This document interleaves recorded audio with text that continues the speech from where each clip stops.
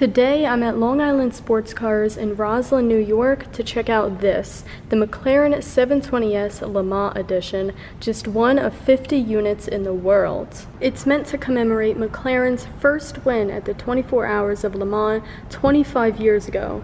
So back in 1995, in its first time racing in this race in France, the F1 GTR took the win in its first appearance, and 3 other F1 GTRs also finished in the top 5. So each car's VIN will start with 298, which is the number of laps the winning F1 GTR completed, and there's a McLaren 25th Anniversary Le Mans emblem on the lower body side panel, as you can see right here on both sides of the car. What separates the 720S LM edition from a regular 720S are mainly the 5-spoke LM wheels, which I think look amazing on this car, gold brakes, a black roof scoop, and carbon fiber fenders. And what's so interesting about this car is that it's only offered in 2 colors, orange and gray.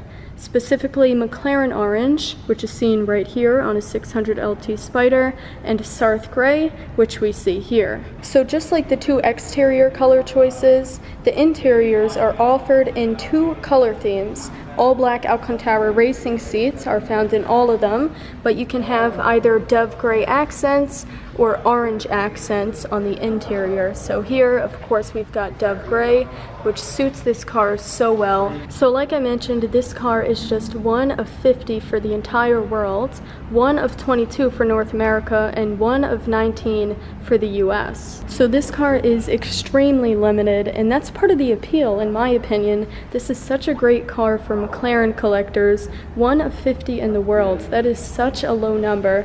For comparison, the Aventador 50th anniversary is 100 coupes, 100 roadsters, which I thought was super limited.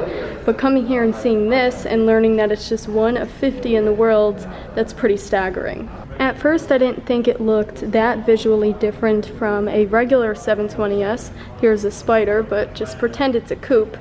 But then I looked at the wheels, and they really pop, the 5-spoke LM wheels. Those make a huge difference. Same with the carbon fiber fenders, which a regular 720S does not have. And of course the roof scoop, which makes such a strong statement. I love how that looks.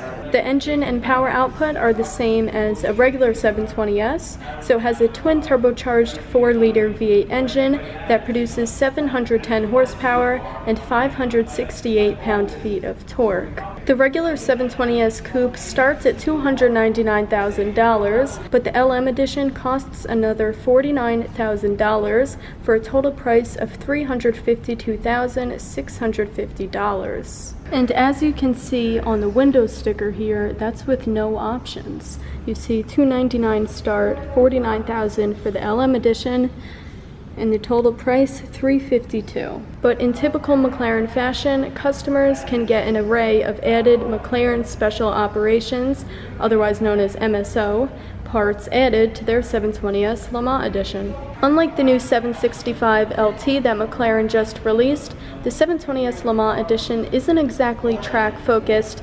That's not the purpose of this car. The purpose of this car is to commemorate McLaren's first victory at the 24 Hours of Le Mans 25 years ago.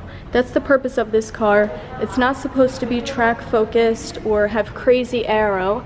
It does, of course, have an active rear wing, but so does the regular 720S. So it's mainly just visual differences to celebrate this. I had the chance to see the 765 LT a few weeks ago. LT stands for long tail, which denotes that it is a track-focused McLaren, and while this isn't nearly as track-focused, I think it still looks amazing, especially with those 5-spoke wheels. The 765 LT starts at $360,000, so this car is a bit cheaper, coming in at $352,000. But honestly, the 765 is just a whole different beast. The aerodynamics on that car are simply insane. It looks so aggressive, and I bet it's so fun and intense to drive. One of my favorite parts about this car is that it has the McLaren 25th Anniversary Le Mans logo embroidered into the headrests, and the floor mats, so you never forget how special of a car you own. Customers can also opt for a titanium harness bar and 6-point harnesses from MSO. I also love this plaque on the door sill, which states Anniversary Edition at 25 years, 1995 to 2020, 1 of 50. You've got matte carbon fiber on the steering wheel, as well as surrounding some of the buttons here. Your engine start stop button is right in the center, and my favorite button is right here, the launch button. Just like the 765 LT, the 720S Le Mans Edition has so much Alcantara in this interior. The entire thing is covered in Alcantara, from the steering wheel to the doors to the seats. And one of the coolest parts about any 720S is the digital instrument cluster, which folds down when you put it into track mode. And you can put it back up with this button right here. So when it folds down, it only shows you important key information on the smaller screen in hopes that it'll be less distracting as you're tearing up the track. To put into perspective just how rare this car is, there's 500 McLaren Sennas and 375 McLaren P1s. And something I noticed as I was walking around the car earlier, it's actually two-tone. You've got the Sarth gray there, and then palladium gray here for the rear bumper. And it looks like you also have palladium gray here. And the purpose of that is to make it look like this, the race-winning F1 GTR.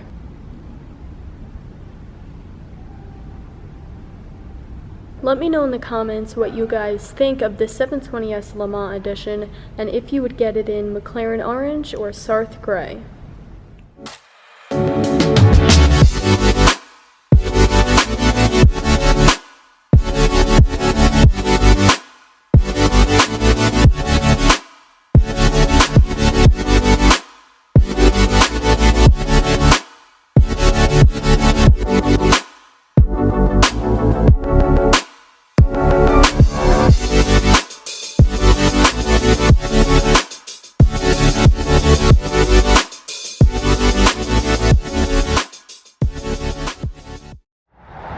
Now that we checked out the 720S Le Mans Edition, I want to show you guys the cars that are parked outside. Here we've got a 720S Spider. Something I noticed, it has exposed carbon for the front splitter, as you can see, but it doesn't have exposed carbon here surrounding the headlights. It's painted in palladium gray. It does have exposed carbon on the hood here though. I don't know, I just think it's kind of weird to have exposed carbon down there but not right up here.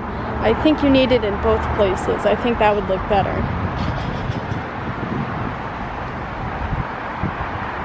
Over here we've got some Vantages, and over here we've got some McLarens. I feel like I've seen this one before at a car show. Memphis Red, silver wheels. I think I've definitely seen this. 570 GT in amethyst black.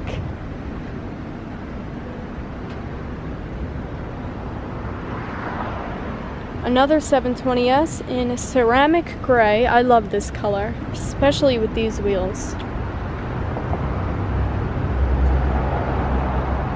319 with only 330 miles on it, so that is still very expensive. 600 LT with a roof scoop. That is so rare. I'm not sure how many cars exactly are equipped with the roof scoop, but I know it's not a lot. It doesn't have exposed carbon in the major areas though, so maybe that's why it's not selling as quickly as I think it should have sold. So it's painted palladium gray here, here, here, side skirts, as well as here, but you do have exposed carbon for the roof and the roof scoop. Look at that carbon fiber weave. I do think it needs carbon fiber mirrors though, but what I do like, it has the carbon fiber fender louvers, which look great.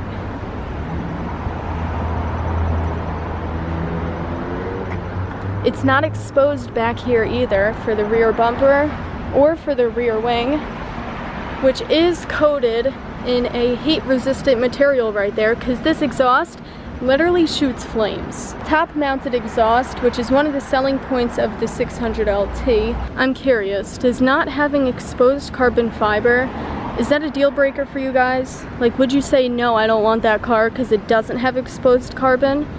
Is that a must? For me, I think so. But this still looks super mean and aggressive even if the carbon is painted over. We've got a Porsche 911 next to that. And one of my favorite cars of all time, the Mercedes SLS AMG. Such a beast of a car, and of course it's got gull wing doors. The best part, it's only $168,000, which is still a lot of money, but wow, this has 33,000 miles on it. That is insane.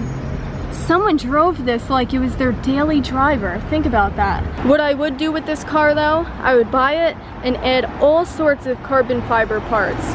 For the rear diffuser, side skirts, front splitter, I'd put so much carbon on it to make it look lower and more aggressive. And to be honest, I probably would daily it. I don't think I would do 33,000 miles, but I would drive it a lot. Next to that, we've got a lightning silver Aston Martin DB11 Coupe. This car looks so good in silver. It suits it so well. It's so sophisticated and classy, understated, but it still has a strong presence. 184, and it's only 1 year old.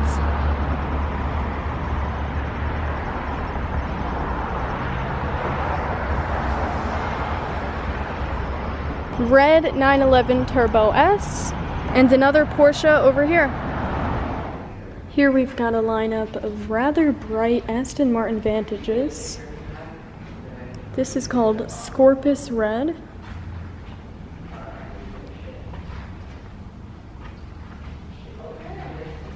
And this is Divine Red.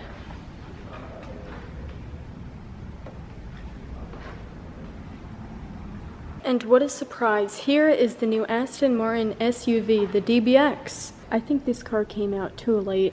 I mean, you've got the Bentley Bentayga, you've got the Lamborghini Urus, Mercedes, I guess, has the GLE 63S. The DBX has some serious competition, and I'm not sure people would pick this over a Bentayga or especially the Urus. The Urus has 641 horsepower, which is a lot, and it just looks so much more aggressive, and it's a Lamborghini. The DBX is okay, it's not my favorite.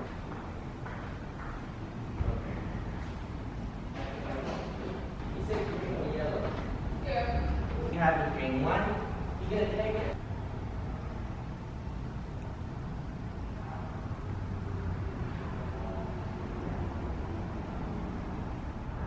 So that was my visit to Long Island Sports Cars to check out the new McLaren 720S Le Mans edition. Thanks for watching, and I'll see you in the next video.